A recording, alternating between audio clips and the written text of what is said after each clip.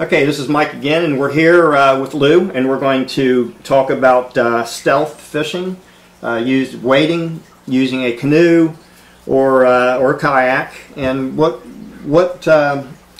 is it that we should think about when we're going to do either or any of those techniques? It varies very much on the river size. So, Okay. you know, there are time frames where we use rafts to get down certain rivers. There's time frames where we're looking at fishing out of jet boats in some of the larger rivers, or even out of prop boats. But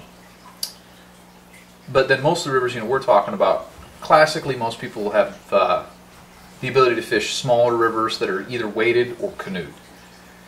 Or maybe you can kayak fish. So a lot of the rivers around here, they're very shallow in the summertime. You can have riffles that you have to drag through, so Right. it gets really, really tough to take larger boats down them. Right. I've taken jet boats up rivers that you really shouldn't. I've wrecked jet boats up rivers that you really shouldn't be on. Yeah. So, and you're going to put some fish down doing that unless you give them some time to rest. But as far as stealth, you know, I'm not convinced that smallmouth are so spooky that you can't be a little bit loud. That being said, it makes it harder on you to make the presentation. If you are making a lot of noise, you might have to be making 80-foot casts to move at any amount of speed without spooking those fish. If you're moving very slowly and very quietly, you can make short casts. Wouldn't that, I mean, there's some people that say, well, I've been very noisy. In fact, I've caught a pretty nice smallmouth with some guys using a motorcycle or a dirt bike.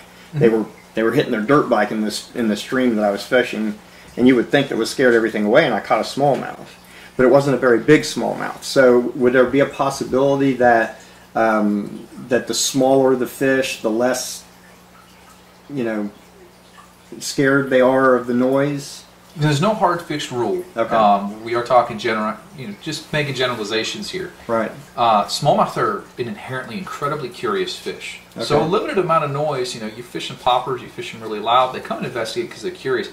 I have actually been walking up small streams and had big smallmouth come onto a flat and cruise towards me as I was walking noisily, and then I stopped and they kept cruising towards me until they got close enough they realized that I was, you know, very tall and not a stick and not something splashing. Right. And I've actually had a couple of them come up, and I'm almost certain they were investigating me. I've actually had some things I've read where guys that dove and did observations would say smallmouth will follow you around when you're snorkeling. Yeah, actually, I'm a certified scuba diver, and I don't know about the smallmouth, but I can remember when I would dive a lake or something, the fish that if you were up above the water and you reached down at them, they'd scat. Once you're down there, they don't seem to care much. Yeah, they seem to think that you're one of them or something. So smallmouth are really curious. So you'll run into some scenarios, particularly in really low, clear summer streams, where some noise will really put them off. Making noise isn't going to completely stop the fish from feeding, but you do have a limit. So it becomes an efficiency game. It's really what it is. If you are moving slow, you can get close to the fish, you can make a little bit of noise, but if you slow down and go quiet, you can get much closer if you can't make those really long casts. Right. A lot of scenarios, the balance is I want to be able to cover ground looking for those dominant, large, aggressive fish, and I want to do that in the most efficient way possible. So a longer cast allows me to move a little bit faster, make a little bit more noise, and still do that. So I generally am a little bit noisier. Now, to make up for that, I've gone to fishing out of canoes most of the time. So like the way we fished last year, Right. You fish in a canoe, you have one angler paddle, and then the other angler in the front of the canoe fish. And I stand up and fish in a canoe, sorry. That's all right. I stand up and fish in a canoe. I don't recommend that for everybody. You want to be comfortable with what you're doing. There's times when there are some really cool small rafts on the market now. I know some of my friends are getting Smithfly rafts, these little two-man rafts that don't weigh a whole lot. We might be able to get down these rivers, but your issue does become how efficiently can you get it over log jams, and the one float we did last year where I don't know how many times we had to get out of the boat and pick it up and carry it around trees and that sort of thing. So the canoe tends to be my go-to. It's very quiet. These fish there's not a lot of splashing, there's no motor noise, you're not walking around the boat, it's a plastic canoe, it's as long as you don't bang against it, it's not making a lot of noise, you can get remarkably close to fish. I've caught many, many, many large smallmouth with 8 feet of line out of the rod tip. They come right up to the boat, they don't seem to care that it's there. I've gotten really close to ones I didn't see till they were right there and caught them. You can spook fish with that, but you spook fish with about anything if you get right on top of them. But that seems to be the most efficient way to stay stealthy. In small streams, I will wade fish and stay stealthy. But in that scenario, if you want to be stealthy, if you're in those small streams, it actually pays to be on the bank. So you kind of set up to where you're not throwing wake over the water. Right. You set yourself up to make the cast in the area. So it takes a lot of planning. You don't want to just go walking up the middle of a small stream, hucking away. Yeah. You'll put a lot of fish off like that. Right.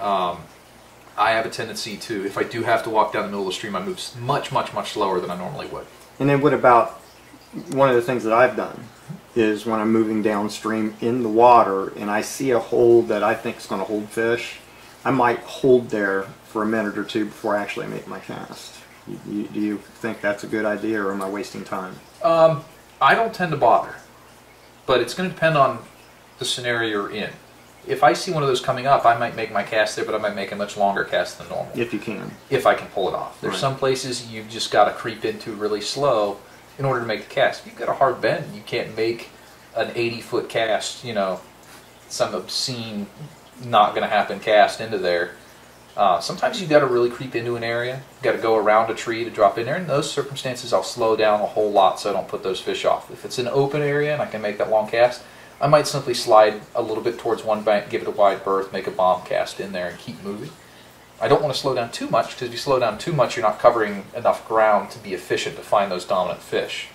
A lot of times, you know, you saw the speed I like to fish. It's not as effective per river mile as slowing down. But if I'm covering, you know, I might catch 20 fish wading a stretch, a 1 mile stretch. I might only catch 5 floating in. But if I can cover as much, if I can cover 8 or 10 miles a day boat fishing, and I can only cover 1.5 miles a day wade fishing, I have now caught a lot more fish. Just by the simple fact that I'm covering so much more ground. You know, I'm not catching the smart ones. I'm not particularly good at catching smart fish. I'm just really good at finding stupid ones. And that's kind of the goal. I mean, you're not looking to find fish that aren't feeding. You're not looking to find fish that are dormant. You're looking for the big, dominant, active fish. So the way I prefer to fish a fairly large fly and cover ground very fast, looking for those fish. Those dominant fish tend to be your larger fish. Those big fish need to eat a lot of calories to stay going. The smaller fish can last a little bit. You know, they can eat a shiner and sit down for a minute and eat a shiner a little bit later. Those big fish, if they have an opportunity to eat a big, vulnerable bait fish, they can't really afford to pass it up. They're burning a lot more calories just sitting still than those little guys are. Just holding the current burns a lot more calories for those guys. Yep. All right. Well, as always, this stuff, anytime I have a conversation with you, is very, very interesting. One of the things when we was out on the canoe and we was doing the floating, some of the creeks that we go to, the overhangs of the trees over the creek makes it kind of difficult to cast sometimes, getting some of those good spots. And we did that pretty well too, I think. Yeah, the ability to get in the center of the river with the canoe can help. You learn some really interesting casting strokes. Right. You know, a lot of my friends here that we fish with, a lot of the guys in this part of the country are really good at making low sidearm backhanded casts. This is not something that you're going to learn on a western river where you turn and drift boat and drop a cast. It's not something I ever learned on trout stream, walking up the center of the stream throwing dry flies. Right. But when you're trying to make a 30 or 40 foot cast with an overhanging tree 8 feet above your head, and it's on the right bank, and you're a right-handed guy, and you know all you can do is throw some ridiculous backhanded cast into there and keeping it very low the whole time. Right. The cast is the same. You're just tilting it at an angle, but it's a little bit different muscle memory. You learn, and I've done some really ugly ones that have worked. You know, sometimes we just don't have room, and you end up water hauling with a fly 10 feet behind you to kind of dump it 30 feet away, and that's just what you can do to get in that scenario. But the canoe at least allows me to have an opportunity on some of those casts. You know, a lot of those streams that we're fishing in that pool habitat where those big fish are, you can't wade down the middle of a 4.5 foot deep flat to throw into that cut on the other side. You'd have to be on one or the other bank. Both banks are really steep. You can't. It really would be impossible to fly fish. You may be able to pull it off with gear. And even then, it'd be really touchy because you'd be talking about some Bassmaster style underhanded flip across a river under a tree. It's just right. But you stick yourself right in the middle. It gives you a much better opportunity to get the shot that you want in the area that you want. On both sides of the stream. Yeah. And then you keep moving. That's the other thing. So, you know, you can keep moving on. You might have a lot of these places where you'll go down a 100-yard long pool, and there might be 3 specific areas in that pool that look good. Sometimes there's these big, long, flat, sandy, cruddy pools, and there's not much going on. You kind of flip. Well, you keep casting. There can be smallmouth anywhere. You know how your high percentage areas aren't those areas. But then you get down, and there's one outcropping rocky point midway down the pool, and then another one on on the opposite bank 50 feet later. So you can go and you can drop a couple shots on the one good bank, keep going, drop a couple shots on the other good bank, go through that cruddy pool that's 100-some yards long. Right. Well, for me to wade that would take Forever. 40 minutes. Yeah. And I just did it 5 in a canoe, so that's right. part of why we do it that way. It does depend. There's definitely you can get to streams that are a little too small to do that in, Right. but those streams are typically much more wadeable. Right. All right. Well, that's it on that particular topic, and we'll come back with one more, and we'll close this thing up. And until that video, we'll catch you later.